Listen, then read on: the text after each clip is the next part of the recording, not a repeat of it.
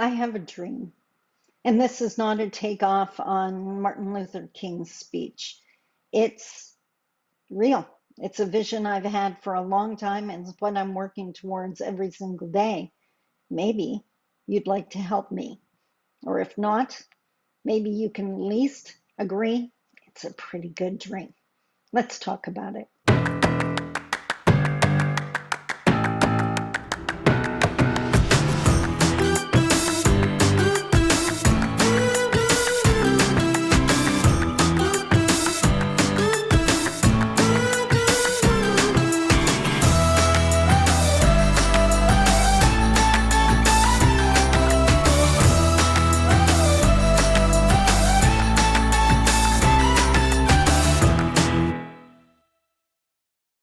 Bonjour.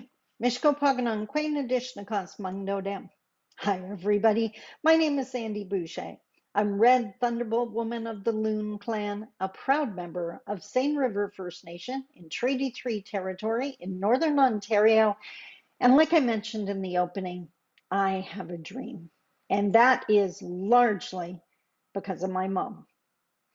If there was one teaching that my mom highlighted over and over and over, it was the idea that we need to teach people how to treat us. As my mom would say, they've never met you before. They don't know what works for you. You have to tell them.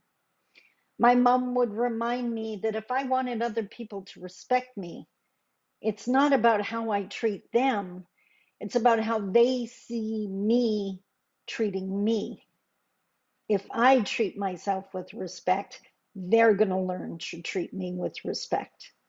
If you want other people to be kinder to you, they need to see you being kind to you.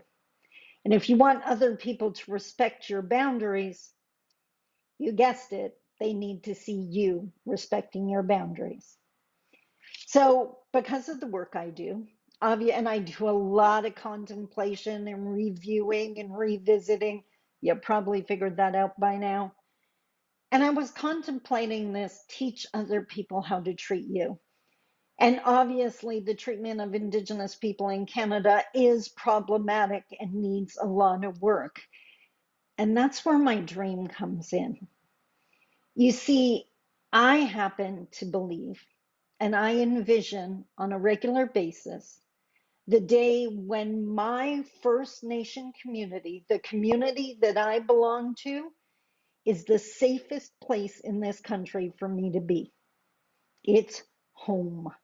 I should be able to go there and get wrapped in the arms of my community. I shouldn't be judged. I shouldn't be criticized. There should be no lateral violence. There should be guidance and love and support and space to heal if that's why I came home.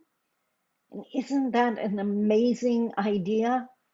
For all of those Indigenous youth out in the middle of a city trying to navigate school when it gets to be too much, they need to know they can go back home, not to be ridiculed, not to settle, but to rejuvenate and heal so they can try again. And for all those women like me who for the longest time struggled just to find a safe space, knowing that our communities are safe would be such a godsend. Let's add to that now, because of course, Indigenous people shouldn't have to stay in the communities to be safe. That's ridiculous. If you're okay with that idea of Canada, that's a really lousy idea for a country. So the second stage of the dream, I'd love to get to the point where Indigenous people are safe no matter where they are, as safe on a city street as they are in the middle of the bush. And by the way, that doesn't mean carte blanche safe. There's animals in the bush that can hurt you. There's animals on a city street that can hurt you. And I'm not asking for preferential treatment. We should be as safe as any other. But this targeting of Indigenous people has to stop. This targeting of Indigenous women has to stop, because I can tell you I am 59 years old. Yeah, I would think I was long past the dating, social interaction kind of stage between adults.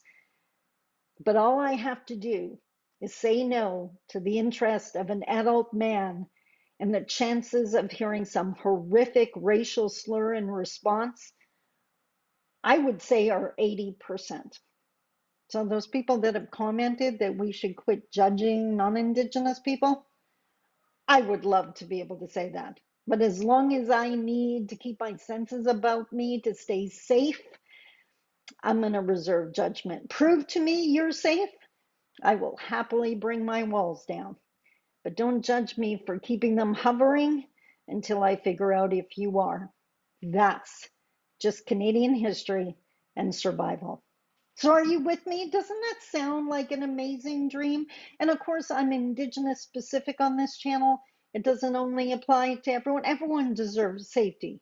But in this country, Indigenous people are desperate for safe spaces. They do not exist in enough places. You and I can change that. And how, by the way? It's easy. It's not a national answer again. It's one answer. If you want to be part of this dream, all you have to do is make your space safe for Indigenous people. So whether that's your office, your cubicle, your desk, your classroom, make it safe. One puzzle piece. Person in the next classroom or office, it's up to them to make it safe. Second puzzle piece. One by one, we put this crazy puzzle together and actually get to reconciliation. One puzzle piece, one safe space at a time. I think it's worth it because I have a dream. I hope you have a super duper double delicious weekend. Don't forget, check out my community, check out my membership. I would love to see you at my kitchen table. Also, that subscribe and like and notifications and all that fun stuff. I'm going to figure out this YouTube thing if it kills me, and I don't think it will. Until next week, I love you.